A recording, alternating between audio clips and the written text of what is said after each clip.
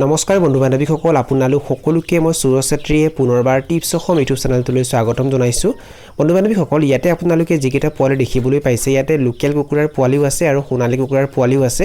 আৰু এই পোৱালিখিনি আমি বেলেগৰ পৰা কিনা নাই আমাৰ ইনকুবেটৰ মেচিনৰ পৰা উলিয়াইছো আৰু ইয়াতে প্ৰায় 56টা পোৱালি আছে আমি 56টা পোৱালি ভৰাইছিলো আৰু ইহঁতৰ বয়স হৈছে 15 দিন আৰু 15 নম্বৰ দিনাখনলৈকে এটাও পোৱালিৰ মৃত্যু হোৱা নাই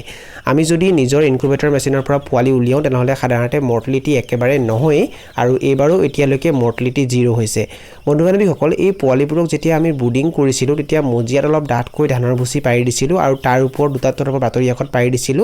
আৰু এই পোৱালিবোৰ ৰাখিছিলো আৰু প্ৰথম 1 ঘণ্টালৈকে এই পোৱালিবোৰক আমি গুৰৰ পানী খাবলৈ দিছিলো আৰু গুৰৰ পানী খাবলৈ দিয়াৰ পাছত ইহঁতক আমি প্ৰিষ্টাৰা দানা খাবলৈ দিছিলো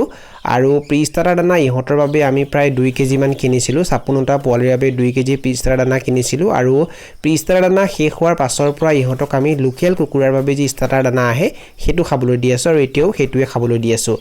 আৰু ভ্যাকচিনৰ কথা যদি আপোনালোকক ক'বলৈ যাওঁ তেনেহলে এবাৰ আমি এটা ৰিস্ক লৈছো এই পোৱালিবোৰক আমি এতিয়ালৈ এটাও ভ্যাকচিন কৰা নাই 15 নম্বৰ দিনাখনলৈকে সাধাৰণতে দুটা ভ্যাকচিন কৰিব লাগে কিন্তু এইবাৰ আমি এই পোৱালিবোৰক ভ্যাকচিন নিদিও বুলিয়ে দিয়া নাই এই পোৱালিখিনি আমাৰ 7 নম্বৰ বেটছৰ পোৱালি হয় আৰু ইয়াৰ আগৰ গোটেইকেইটা বেটছৰ কুকুৰাবোৰকে আমি ভ্যাকচিন কৰিছিলো এইবাৰ আমি দিয়া নাই কাৰণ পোৱালিও কম আছে 56টা পোৱালিহে আছে আৰু এই পোৱালিখিনি আমি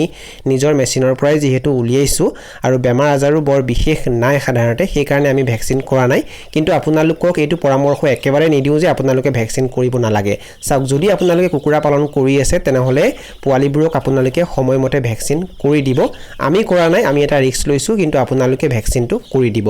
আৰু দৰবৰ কথা যদি আপোনালোকক ক'বলৈ যাওঁ তেনেহলে বৰ্তমান গৰমো বেছি হৈ আছে সেই কাৰণে এই পোৱালিবোৰক আমি পৰিৱেশটো চাইহে ভিটামিন আৰু ক্যালসিয়াম দি আছো যেতিয়া বেছিকৈ গৰম থাকে তেতিয়া ভিটামিন বা ক্যালসিয়াম নিদিও যেতিয়া বতৰ পৰে যেতিয়া অলপমান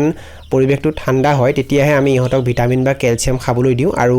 14 নম্বৰ দিনাখনৰ সন্ধিয়া সময়ত ইহঁতক আমি ভিমাৰেল ভিটামিন পানীত মিহলি কৰি খাবলৈ দিছিলো সন্ধিয়া সময়ত আৰু 15 নম্বৰ দিনাখনৰ সন্ধিয়া সময়তো ইহঁতক আমি ভিমাৰেল ভিটামিন পানীত মিহলি কৰি খাবলৈ দি থৈছো আৰু এনেকৈ ইহঁতক আমি চোৱাচিতা কৰি আছো আৰু মই যেটো আপোনালোকক জনাইছো যে এতিয়ালৈ এটাও পোৱালিৰ মৃত্যু হোৱা নাই 56টা পোৱালি ভৰাইছিলো 56টাই পোৱালি এতিয়ালৈ সম্পূৰ্ণৰূপে সুস্থ হৈ দেখা পোৱা গৈছে বন্ধু বান্ধৱীসকল যদি আপোনালোকে কুকুৰা পালনৰ লগত জড়িত কিছু কথা মোৰ পৰা জানিব বিচাৰে তেনেহলে আপোনালোকে পেইড কল কনসালটেচন ল'ব পাৰে যদি আপোনালোকে পেইড কল কনসালটেচন লয় তেনেহলে আপোনালোকে 500 টকা এটা পেমেন্ট কৰিব লাগিব 500 টকা পেমেন্ট কৰাৰ পাছত কুকুৰা পালনৰ লগত জড়িত আপোনালোকৰ যিবোৰ জানিবলগীয়া কথা থাকে সেই বিষয়ে মই আপোনালোকক ধুনিয়াকৈ ফোনত বুজাই দিম আপোনালোকে যদি ল'ব বিচাৰে পেইড কল কনসালটেচন তেনেহলে ইনষ্টাগ্ৰামৰ লিংক ডেসক্ৰিপচন বক্সত দিয়া আছে সেই লিংকটো ক্লিক কৰি আপোনালোকে মোক ইনষ্টাগ্ৰামত মেছেজ দিব যে মই পেইড কল কনসালটেচন ল'ব বিচাৰো বুলি তাৰ পাছত আপোনালোকক ধুনিয়াকৈ ফোনত কথাখিনি বুজাই দিম মোৰ সম্পূৰ্ণ নিজৰ ব্যক্তিগত অভিজ্ঞতাৰ ভিত্তিত আপোনালোকক কথাখিনি কম যদি আপোনালোকে আগ্ৰহী তেনেহলে